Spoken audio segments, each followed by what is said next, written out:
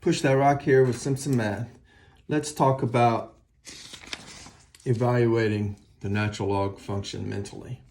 So we want to be able to just write down any log, like the natural log of 200 or the natural log of maybe 68, and just be able to know mentally what that is what it is close to without having to type it in the calculator. Now, obviously, if we need some kind of precision, we'll pull out the calculator. But in my day, it was a device called a slide rule that looked a lot like a ruler, a fancy ruler. But we can do this mentally, and I'm going to show you how in this video. So we'll set these aside and we'll come back to them. So the first thing I want to point out is that, remember, the logarithm starts growing slowly. So when you get past, say, 2, it's growing so slow that you can estimate if you know a few values. So notice that the difference between the natural log of 7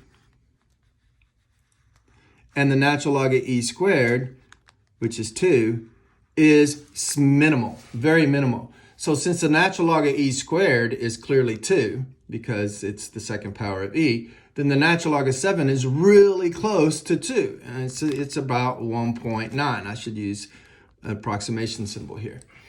Okay, and we're going to use this fact that the graph grows so slowly that there's not a lot of difference between output values, even if there's a fair difference between input values, because the change here is fairly dramatic compared to the change further out on the graph, because this graph gets so flat and grows so dramatically slowly. Okay. Now, just like I used the natural log of 7 is about 1.9 because it's close to e squared, we're going to know that this is about 7/10. This is an overestimate of the natural log of 2 by a little bit. This is about 11/10. So both of these make sense because remember the base here is e, which is 2.7. So you need to raise it a little bigger than 1 to get to 3 and a little less than 1 to get to 2.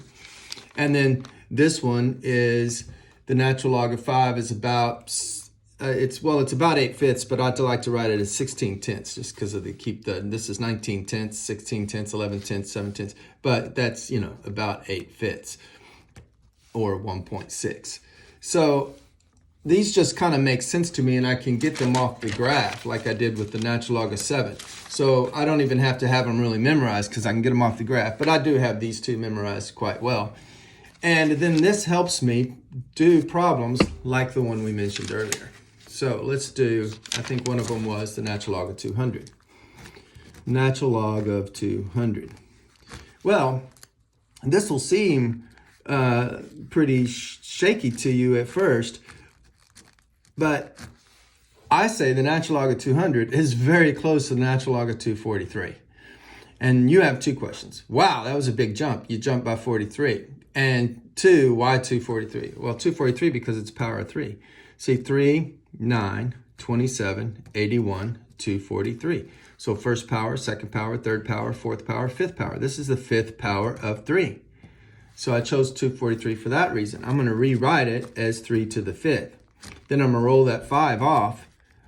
And remember the roll off the log property? And then remember this is 11/10. And it's being multiplied by 5. So I have about 55/10 or 5.5, okay? Now, the natural log of 200 admittedly is a little less than 243, but not much less because the graph, remember, gets super flat. So by the time I get out here, the difference between 200 and 243 is minimal. So I estimate the natural log of 200 to be about, this is a 5.5. Well, maybe it's 5.4 or maybe it's 5.3. Put it into your calculator and see how far off I am. But I'm not far. So this just tells me somewhere between 5 and 6. Now let's do that other one I had on the paper, the natural log of 68. Well, that's really close to the natural log of 64. It's slightly bigger, but not by much. And 64 is a power of 2. 64 is the 6th power of 2. It's 2, 4, 8, 16, 32. So there's 1, 2, 3, 4, 5. So the next one is 64. That's the 6th power 2. You roll off the 6, you get the natural log of 2. The natural log of 2 is about 7/10. So you multiply that by 6, and we get 42/10, or that's about 46 times 7 is 42, isn't it? I'm not sure. I don't know my multiplication table. So that's about 4.2. And you might say, well, it's a little bigger than this, so I'll make it a little bigger. Well, we already have, because remember, 7/10 is an overestimate of natural log of 2. So I'm going to leave it at 4.2. I bet if you type it in the calculator, you get 4.2, or very close. Math made simple. Simpson Math.